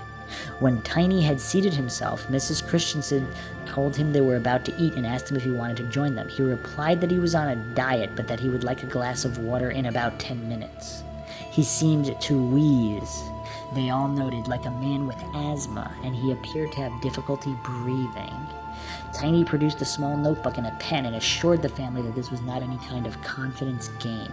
He was looking for an Edward Christensen who was due to inherit a large sum of money, and he would need information about Ed's past history to determine if he was the man. He then proceeded to ask a long series of questions. Did Ed have any scars or birthmarks? Ed said he had a scar on his back from an operation and an appendix scar. Tiny asked for every detail, the length, width, and exact position of those scars. He also asked for a complete list of all the schools Ed had attended and the number and type of auto vehicles the family owned. At one point, he asked the couple if they would be willing to fly to any place in the United States to collect the inheritance, explaining that they would have to be present when the will was read. Ed and Arlene agreed that they could make themselves available for such a trip. According to Connie, Tiny's face gradually grew redder and redder as he talked, and after a few minutes he turned to her and asked, "May I have that glass of water now?" She fetched the water for him, and he took out a large yellow capsule which he gulped down. He returned to normal after taking it. Tiny mentioned 3 specific names and asked Ed if he recognized any of them. He did not, and later was able to remember only one of them, Roy Stevens. Connie said she thought another of the names was Taylor, but she wasn't sure. At this time, Ed did not know about Gwendolyn Martino's Gwen Stevens' wrong numbers in December, nor had Gwen heard about Tiny and the 3 names until I interviewed the family in late February 1967. We had started out by discussing their UFO sighting in November, then I began to ask my routine far-out questions. When I asked them if they had received any unusual visitors after their sightings, they looked at each other with the shock of recognition. I separated them and interviewed each member of the family individually. All of their statements coincided exactly. Since 5 witnesses were involved, Mr. and Mrs. Christensen and their 3 children, all of above-average intelligence and very observant, I regarded this as an outstanding Men in Black report. I did not publish it until 2 years later, withholding the details to preclude possible hoaxes. John Keel is a man who thinks ahead. Tiny concluded his interview less than an hour after he arrived. It was probably precisely 40 minutes, just as he had promised. He donned his hat and coat and told Ed he would be notified by the mail within 10 days. Arlene was in the kitchen when he left, and she decided she was going to watch him and see where he went. He stepped out of the kitchen door, stood in the dark, watching the big man as he walked toward the road. His shoes squished loudly as he walked, she noted. When he reached the road, he made a gesture with his hand, and a black 1963 Cadillac drove through the trees and pulled up. It was driving in the pitch dark with its headlights out, so she couldn't see the driver. Tiny climbed into the car and it drove away, its headlights still out. The next morning, Ed was alone in the house when the phone rang. A female voice explained she was calling about the missing air interview. "We've located the Edward Christensen we were looking for in California," she explained.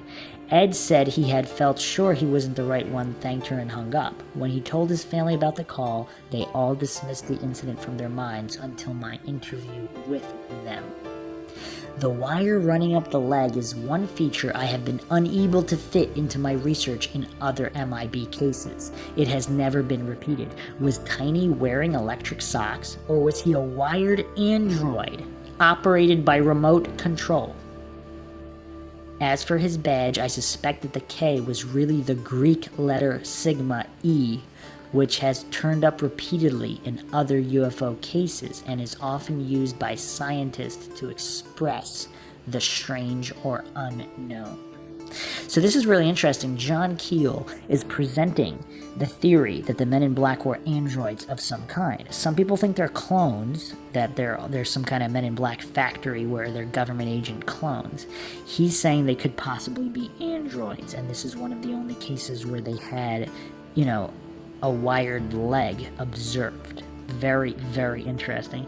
And John Keel is a very smart man, and we will see where he's going with these Greek insignias, these Greek references with names. It's all very, very fascinating. But back to his book. 2 days after Tiny, the pop-eyed missing heirs investigator invaded Cape May, Mothman, the pop-eyed pterodactyl, visited Tiny's restaurant in Point Pleasant. At 5 p.m. on January 11, 1967, Mrs. Mabel McDaniel was walking near the drive-in restaurant when she saw an object soaring down Route 62. So now John Keel is connecting Tiny, this random guy, with Tiny's restaurant in Point Pleasant. Is there a connection? I don't know. The time frame makes it suddenly suspect, doesn't it? Like, how many coincidences are we going to believe here? So, plenty more on the Men in Black phenomenon. John Keel wrote, "Enter Tad Jones, a rarity among UFO witnesses because of his very common name. A gentle, handsome man in his 30s, Mr. Jones was a deeply religious person who did not smoke or drink. In 1967, he lived in Dunbar, a suburb of Charleston, West Virginia, and managed an appliance store at a place called Cross Lanes. Urbane, intelligent, and articulate, he was one of the most impressive UFO witnesses I have met in my travels. At 9:05 a.m. on the morning of January 19, 1967, Tad was driving to his store along the newly completed multi-lane highway, Route 64, about 10 miles outside of Charleston. A large object was blocking the road ahead of him, and he first assumed it was a vehicle being used by a construction gang still working on the highway. But as he drew closer, he saw that it was hovering in the air about 4 feet off the ground. It was a large metal sphere, he said. Since it was broad daylight, I got a very good look at it. It was about 20 feet in diameter and was the color of dull aluminum. He slowed his car and studied the thing for about 2 minutes. There were 4 legs attached to it, he said, with caster-like wheels on the bottom of each one, and there was a small window about 9 inches in diameter on the side facing me, but I couldn't see anything inside the sphere. On the underside, there was something like a propeller. It was idling when I first drove up, then it started spinning faster, and the whole object began to rise upward. It disappeared into the sky, and I drove on to my store." Shaken and puzzled by his sighting, he decided to call the police and report it. His story quickly found its way into the local papers. The next morning, a crude note was slipped under his door in Dunbar. Written on ordinary notebook paper in block letters, it stated, "We know what you have seen, and we know that you have talked. You'd better keep your mouth shut." He decided it had to be the work of some local prankster. In nearby St. Albans, Mr. Ralph Jarrett, a chemical engineer and the local UFO authority, was shaving that morning when his telephone rang. He put down his razor and went into the bedroom to pick up the extension. "I heard a very clear beep beep sound," Jarrett said. "The beeping continued for about 2, maybe 3 minutes. Then the phone went dead and the dial tone came on. I've heard all sorts of code transmission on shortwave, but nothing quite like that." He went downstairs to breakfast, opened his copy of the Charleston Gazette, and read about Tad Jones's sighting, the first he had heard of it. Jarrett, an aggressive, loquacious, middle-aged man, was a highly qualified investigator. He later contacted Jones and conducted a thorough study of the case. He discovered the object had been hovering directly above a major gas line which passed under the road. There have been other sightings of UFOs directly over buried gas lines. A few days later, another note was slipped under the door of the Joneses' home in Dunbar. This one was written on a piece of cardboard which had been burned around the edges. It repeated the earlier threat, adding, "There won't be another warning." Won't is spelled as want, W-A-N-T. I arrived on the scene several weeks later, and during my questioning, he remembered another incident which seemed unimportant to him at the time. About a week after his sighting, he was driving along the same highway at the same time in the morning when he came upon a man standing by the road in approximately the same spot where the sphere had hovered. Thinking the man was hitchhiking and was stranded in an isolated stretch of road, Jones slowed his truck and called out to him, "Want a lift?" The man did not reply, but merely waved him on. The next morning, the same man was in the same place, but this time Tad did not slow down. He was very tanned, Jones recalled, or his face was very flushed. He looked normal and was wearing a blue coat and a blue cap with a visor, something like a uniform, I guess. I noticed he was holding a box in his hand, some kind of instrument. It had a large dial on it like a clock, and a wire ran from it to his other hand. Later, we checked the local gas companies to find out if they had a man walking the line in that area. The answer was negative. I also asked about instruments such as Tad had described. No such instruments were in use. During her news-gathering rounds, Mary Hyre was approached by a professional woman in Gallipolis, Ohio, the town directly across the river from Gallipolis Ferry, West Virginia. She said she heard I was in the area and wanted to talk to me. My motel, the Blue Fountain, was on the outskirts of Gallipolis, so I arranged a meeting with the lady. She held a very responsible job and insisted on anonymity, as so many witnesses do, so I will call her Mrs. Bryant. We met in a private office in a major company in Gallipolis. Mrs. Bryant was a reserved, well-spoken, middle-aged woman who looked slightly fatigued from overwork. She was very secretive and suspicious at first, but after I showed her my parcel of credentials, she relaxed somewhat. It was obvious she had been through a great deal, and she was concerned I would not believe her. She had gone to the local authorities, she said, and they had laughed at her. I assured her that I wouldn't laugh and that I was accustomed to hearing incredible stories from credible people.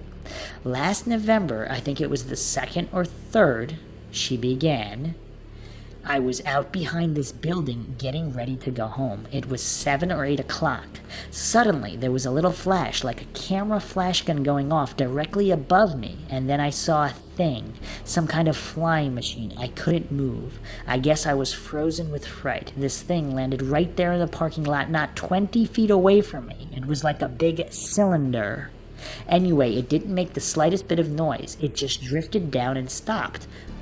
Like I say, I couldn't move. I guess I started praying. Then 2 men came out of it, and they walked over to me. She studied me anxiously as if expecting me to laugh. What did they look like, I asked. They were just normal-sized, normal-looking men, but their skins were a funny color. Dark, like maybe they were heavily tanned. The light was pretty bad there, so I couldn't see them all that well. Were they Negroes? No, they didn't have negroid features. Their faces seemed kind of pointed. Pointed noses, pointed chins, high cheekbones. There was a kind of evil look about them. I was afraid I was going to get robbed or attacked. How were they dressed? I leaned back and lit my pipe. As near as I could tell, they were wearing some kind of coveralls, something like a uniform. Then they started talking to me. She kept watching me, reluctant to continue. What did they have to say? I prompted, trying to avoid leading questions. Well, it was all pretty silly. They just wanted to know my name, where I was from, what I did for a living, things like that. Sometimes it was hard to understand them. Their voices were sort of sing-songy and high-pitched.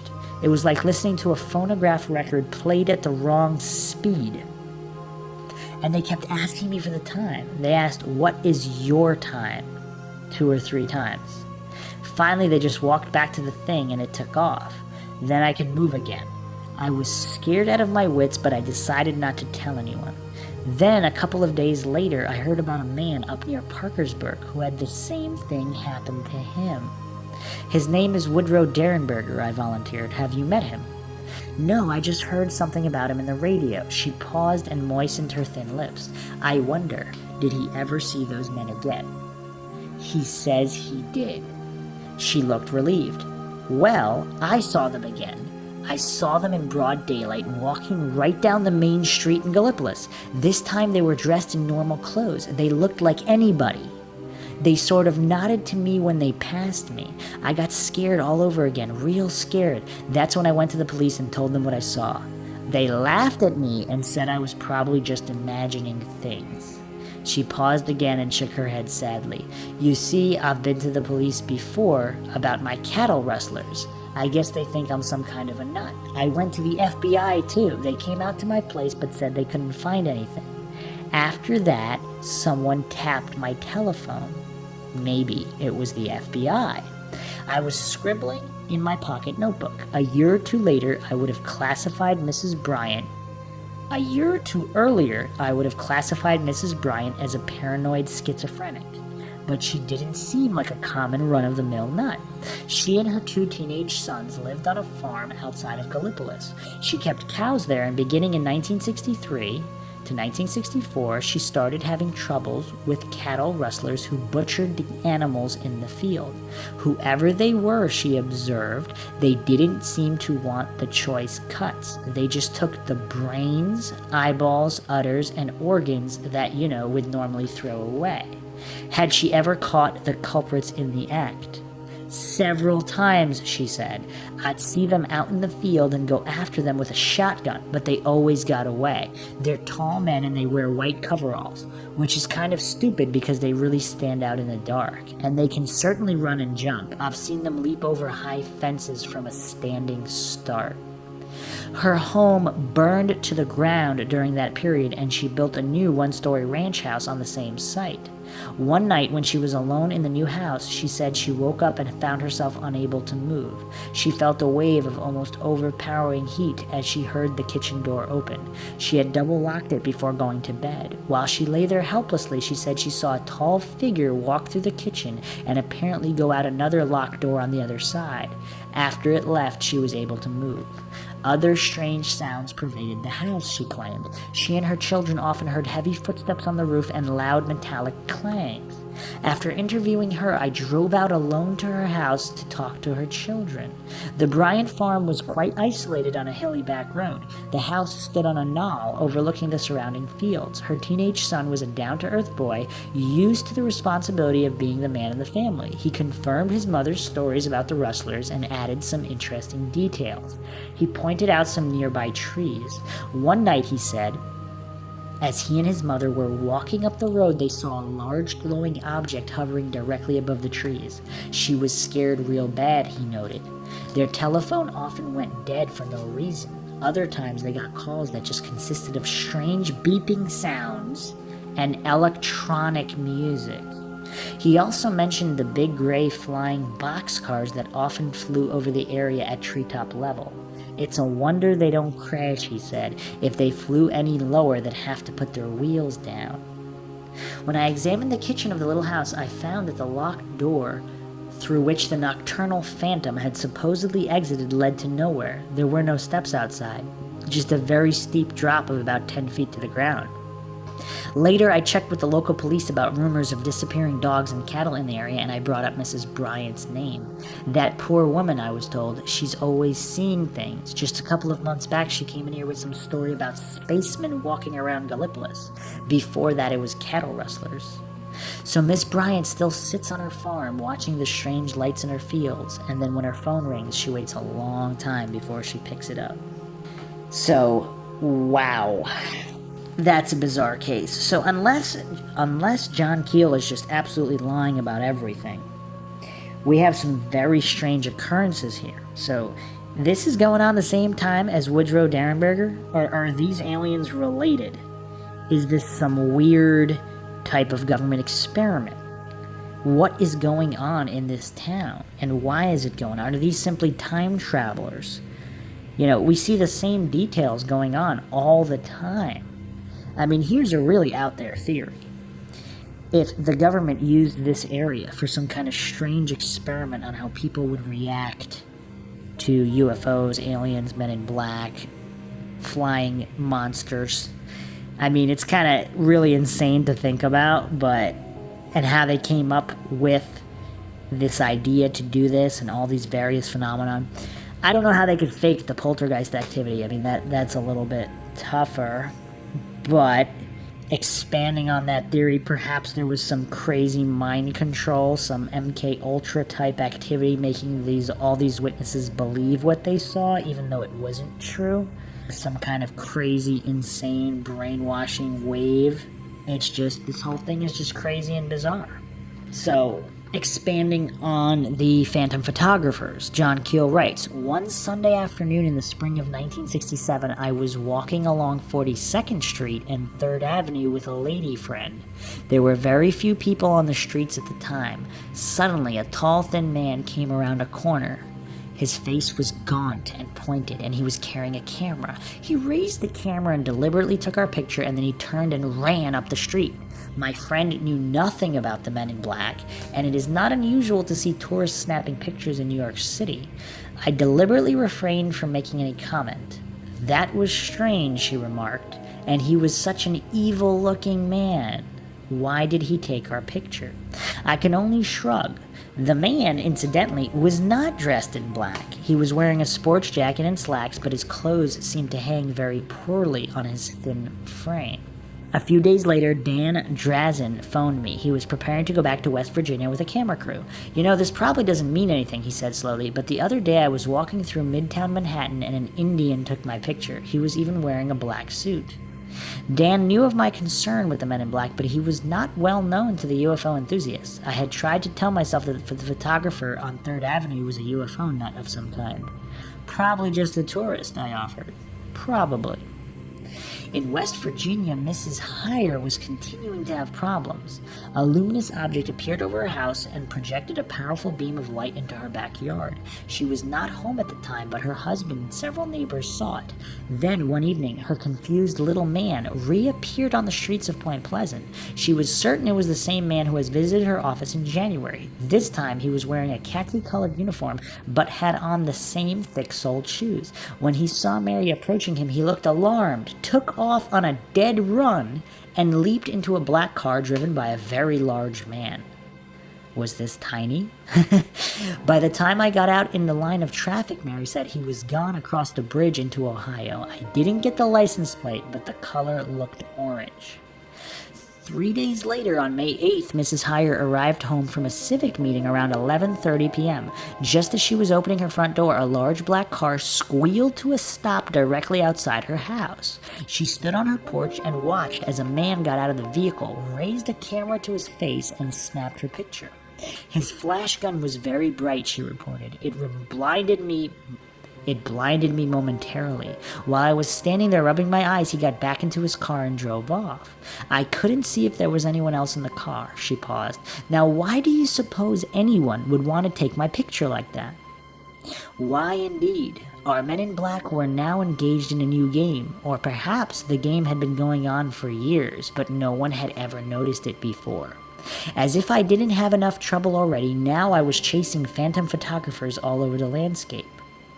On a rainy night in April, a man from Ohio had been driving along Route 2 near the Chief Cornstalk hunting grounds when a large black form rose from the woods and flew over his car. It was at least 10 feet wide, he claimed. I stepped on the gas and it kept right up with me. We were doing over 70. It scared the hell out of me when I saw it move ahead of me and turn toward the river. Months later, late in October, he returned home from work and found a prowler in his apartment. When I opened the door, I saw this man standing in my living room, he reported. I think he was dressed all in black. I couldn't see his face, but he was about 5'9". I started to fumble for the light switch when he took my picture. There was a big flash of light so bright I couldn't see a thing.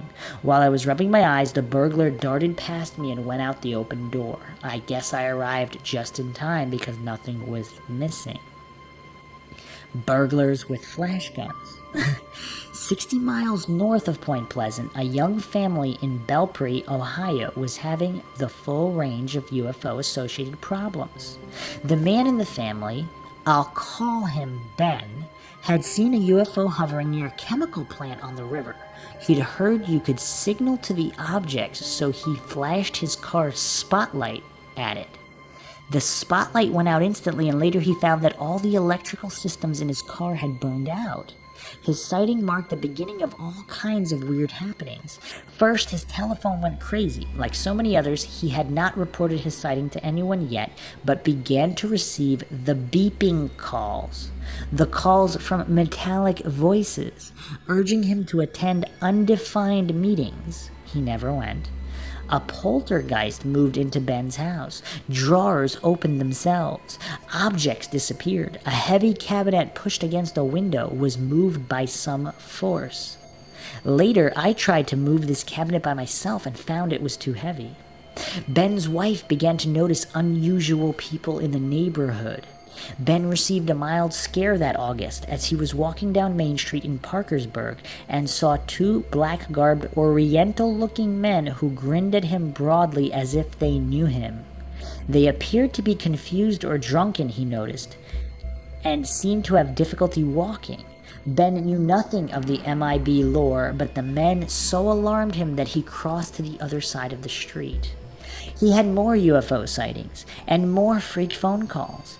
Finally, he mentioned his troubles to Parker McDaniel. They worked together, and Mrs. Heyer and I drove to Belpre.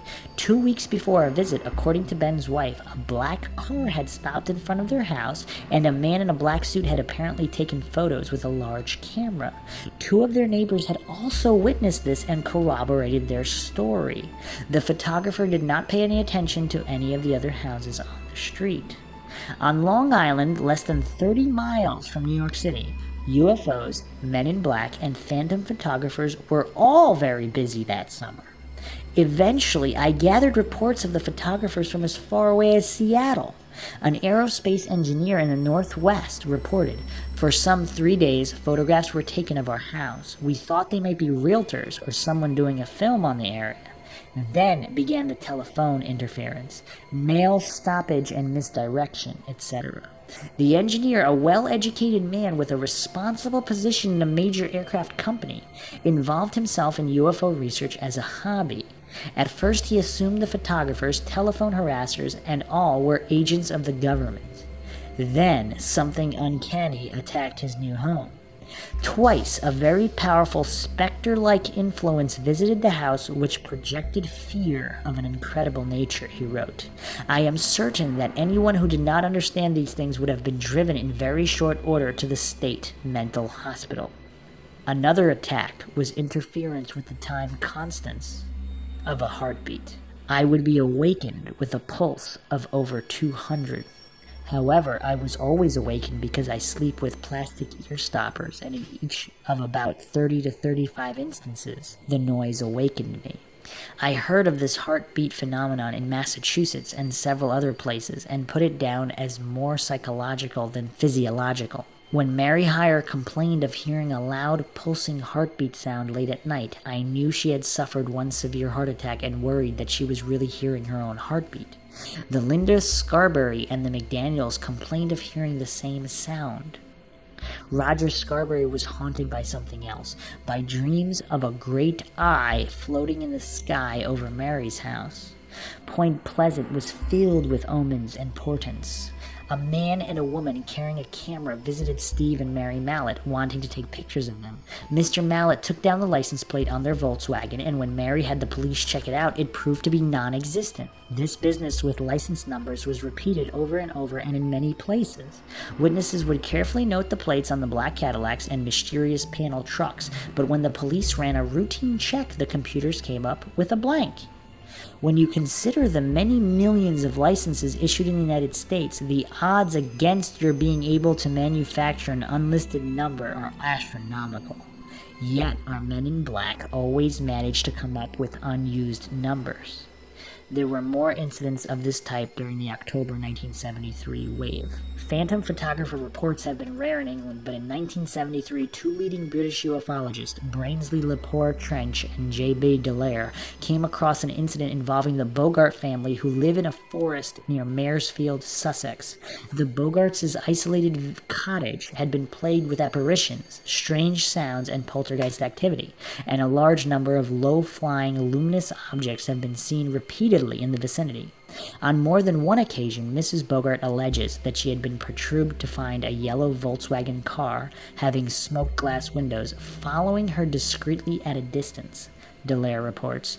Once, this involved the vehicle slowly following her from a woodland cart track leading to Piltdown Lake, of it then stopping some distance from her, of two medium-sized individuals emerging and hurriedly taking photographs of her, and of the individuals quickly re-entering the car and driving off in the opposite direction. On another occasion in Maresfield, the same vehicle, or one exactly similar, seemed to be curb-crawling several yards behind her. Mrs. Bogart had no idea to whom the Volkswagen belongs or why it should apparently following her in such furtive fashion, nor why she should be so mysteriously photographed. So, absolutely bizarre. And it seems like them going from Cadillacs to Volkswagens, I mean, this is international stuff. Why aren't they using any other vehicles? These are just strange, bizarre coincidences across the board, just basically unexplainable. And in many cases, like, it's the whole invasion of the body snatchers. Like, are these beings attempting to blend in? Are they taking over the government, like has been theorized by many ufologists? A lot of these theories are so insane and crazy, but what's absolutely undeniable is this plethora of activity in Point Pleasant, West Virginia. And strange activity, all over the world mimicking that and at certain points. So who were these ominous humanoids? Some believe they really are a top-secret organization within the U.S. government, tasked with keeping all UFO and alien activity under wraps, to intimidate, brainwash, or use whatever means necessary to keep witnesses from going public. Others speculate that they are not even really human, but clones of some kind. Still, others theorize they are not human or human clones, but aliens in disguise. That is why they appear to be unfamiliar with basic customs or etiquette. They know only what they were told to know. I hope you enjoyed another edition of the MINDSHOCK podcast in the Mothman series. If you like the podcast, you can donate to our PayPal. Just check the link in the description. And once again, thanks for listening. Have a good night.